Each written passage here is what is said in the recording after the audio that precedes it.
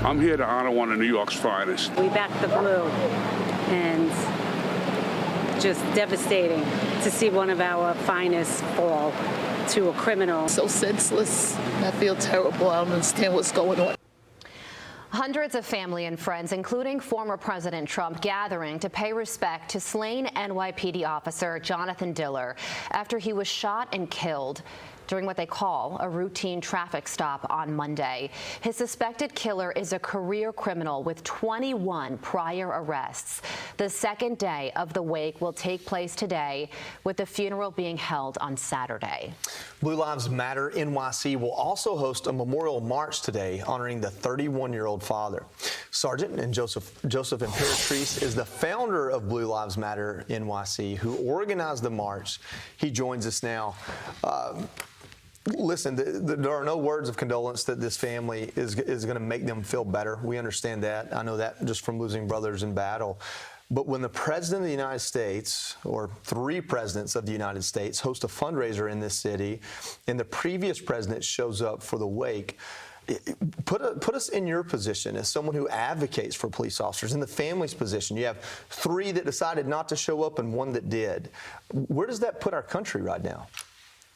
It separates them big time. I was there yesterday when President Trump came out and spoke, and he didn't have to do that. It was pouring rain. You know, my knowledge is he came and he actually flew here to go see that family. That's unheard of. To spend time with the family, to go to Stephanie and let her know you're going to be okay. This stinks, but we're going to be behind you. That's incredible. Yeah, Stephanie is Officer Diller's wife, and I keep on thinking about her and what she's going through. Her husband was alive on Monday.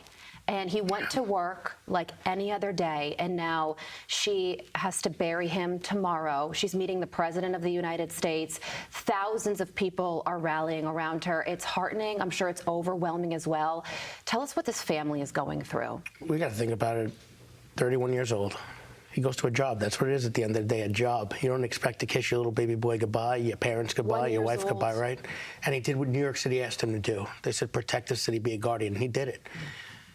And you know it's not right? You know it's not okay that the driver of that vehicle was out on an open gun charge. It's not okay that the passenger had 21 prior arrests and was allowed to go out there and kill somebody. It's not okay that a week and a half ago, the New York City Council berated the leadership of the greatest police department in the world. That's not okay. It's not okay for people to think they can put their hands on cops, and it's sure as hell not okay that someone could think they can go out there and kill a cop. You know, no big policy changes are going to happen in the next week. So what are those officers that have to continue to do these routine traffic stops? What can they do to protect themselves? How are there tactics that can be changed? I'm not saying they should have to be changed, but at the end of the day, with the circumstance that exists, with people on the street that shouldn't be on the street, with an entire half of the country, it seems like, supporting narratives that say officers shouldn't even carry guns or protect themselves, what can they do? Follow Jonathan's lead. No matter who you are that day, that could have happened to you. Jonathan went out there. He followed procedure. He wanted to make New York City safe. He wanted to take that guy out of that car. They wanted to get an illegal firearm off that individual.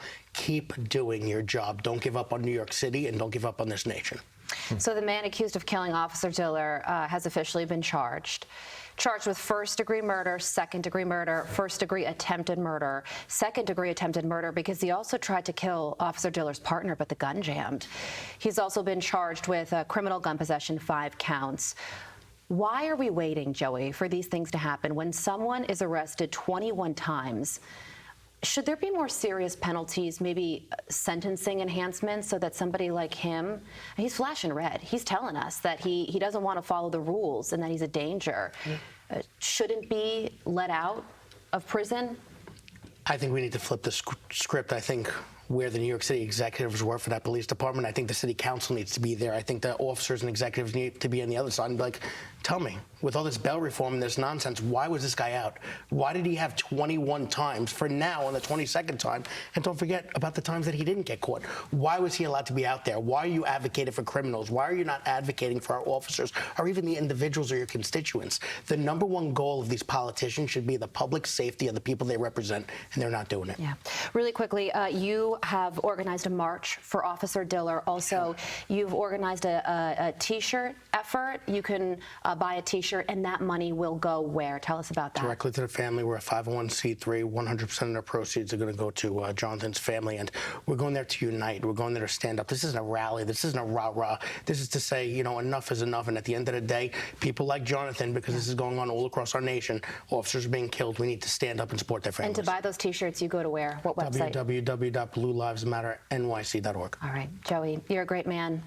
The NYPD filled with great men and women. We thank you so much for joining us today before you honor Officer Diller, his life, and beautiful family that he leaves behind. Thank you so much. Thank you. Thanks, Sergeant.